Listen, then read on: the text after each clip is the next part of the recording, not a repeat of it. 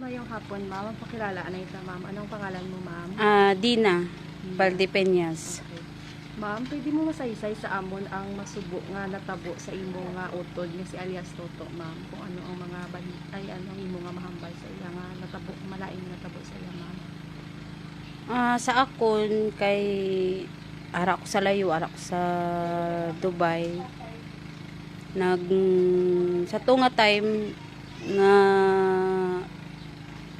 gaano ako, nagmasakit ako sa to. Nagchat siya sa akon, kamusta ka dara tol.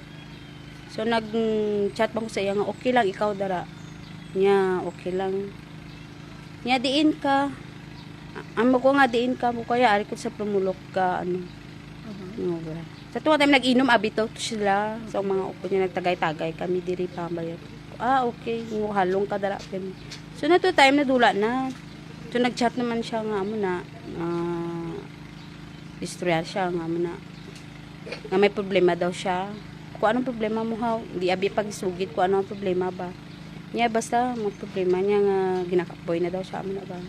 Ko ay hindi mag ano ka lang ginaano ko siya gina-advise niya amo na nga magpangamuyo lang ta kung ano man na ang problema naton dara kay masolve lang nato na iya nagamko na sa iya.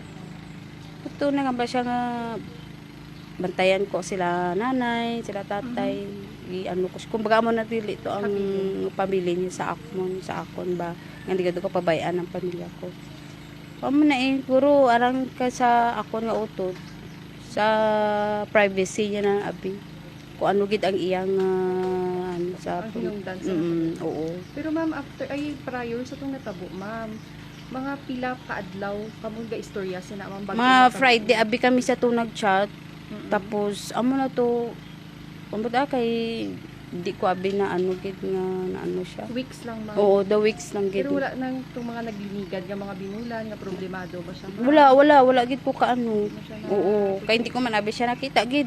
Oo, kay chat lang man abi kami nga duha, di kami ambal nga video. Mag-video call kami, magkita lang kami nga hi mo lang na ikadlaw-kadlaw lang na sa sakon. Pero ang pagkakilala mo sa kapatid mo, ma'am, si alias Toto, ma'am, ano na siya klase nga tao, ma'am? Ara abi siya kay hipuson gid na sa. Oo, nang di gina siya wala gina siya pagkabuot kit sa nasang magulang ko way na bisyo. Ang bisyo ya lang na mo na inom may okasyon lang. Way gani ka panigarilyo na. Ano. Di kay ara man hindi pat ko ka ano kay basta ang pagkaano ko lang sina nga nahimo na away sa mag-asawa. Okay, ma'am. Amo lang na di ba ang gusto niyo nga mano away sa mag-asawa ang problema sana. Mag-away sa ilang nga duwa. Kaya ang di ko kastorya kay pero amo lang na away sa mag-asawa nga anay mo na sang magulang ko.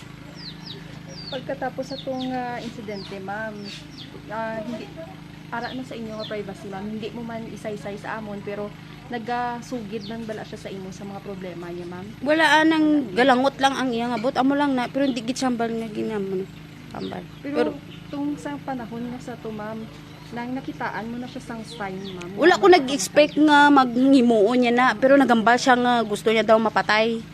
Naghambal. Oo. Sana to ka sign, Oo. ma'am. Pero yung ano ko kay may tao bala nga maghambal sa nga gusto niya na himuon niya gid ang gusto niya. Ti wala gid ko kan. Pero ang amo lang nambal ko, ang amo nang rason nga nagamo na ang kuya ko, away silang sa mag-asawa niya. Sa panahon nga to, ma'am, may kasama ba siya sa bahay diri, ma'am? Bukod sa mga bata niya. Ara mga parents ko Ara Oo. parents, ma'am. Sila ara man sila kay sila man nakakita ako, lamang gid ko kakita. Para sa imo, ma'am, last na pamangkot, ma'am. Para sa mga nagatanaw sa ato nagapamati, ano ang malaygay mo sa ilamang ba sa mga panghitabo nga masubo ka parihasin? Sa akon kung amo na nga guro kung may problema hindi gid magpadala sang ano sang ginabatsak para sa kuya ko. Amo na kay ti layo abi ko hindi ko ma-explain kay ara ko sa layo ba hindi ko gid ma-explain kung ano. Oo. Amo gid na. Amo lang na ang pamilya gid bantayan. Istoryahon kung ano ang problema sa iyo. Pero amo lang nambal ko amo na to ang rason. Away mag-asawa. Mag-asawa. Wala sila nagkaintindihan na ko. Away mag-asawa. Salamat din.